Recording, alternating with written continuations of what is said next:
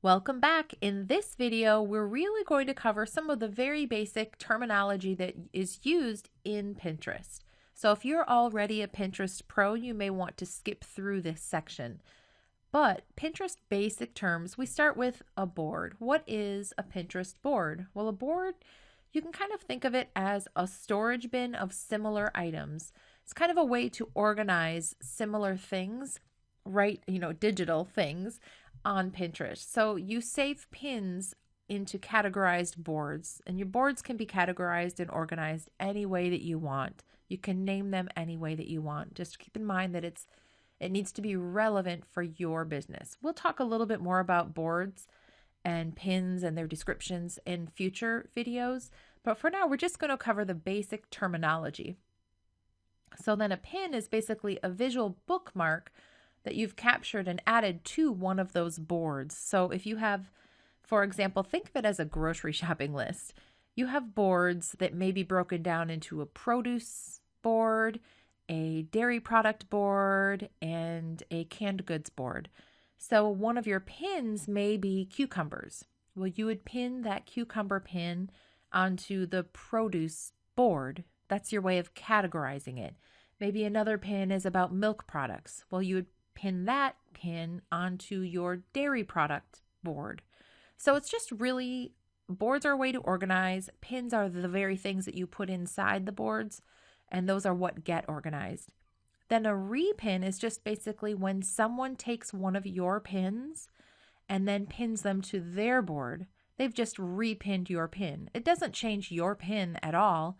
It just is that they shared it. They basically copied it onto one of their boards. It's a repin or a copy. And you can do the same with other people's pins, copying them to your boards. Home feed, if you're familiar with Facebook, then you're familiar with the Facebook news feed. Well, in Pinterest, they don't call it a news feed. Instead, they call it a home feed. So it's really the same thing. It's called a home feed. And it's all those pins that you see when you first log into your Pinterest site. It'll be just a big collection of all different pins, and what you'll see will depend on what your interests are and your behavior on Pinterest. So if you are clicking and liking a lot of gardening pins, for instance, or maybe you're commenting on them, then when you log in to Pinterest next time, you probably will see a lot of gardening related pins come through your home feed. Then comments and likes. Those are just a way for you to interact and engage with pins on Pinterest. So you can literally comment right on a pin at the very bottom. There's a place for you to comment. You can also click the little heart at the top of a pin to show that you like it. And finally, the Pin It button. Now, we did talk about this a little bit in a previous video, but the Pin It button is really a button that can be added to one of your web browsers, or to all of your web browsers if you have more than one, but it can also be added to your website. So if you have it added to your web browser, it just simplifies having the ability to pin anything that you find digitally.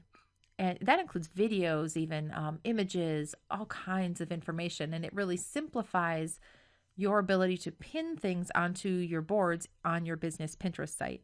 Now, it comes in handy also if you are a business and you have a business website.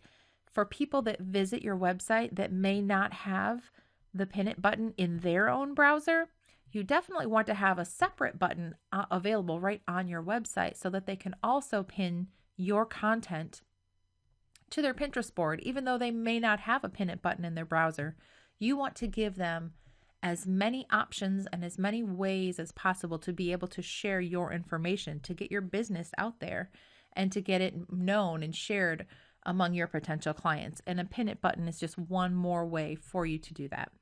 Now, in the next video, we're going to dive a bit deeper into some more basic Pinterest terms, but we're going to kind of take them to a little bit more detailed level. I'll see you there.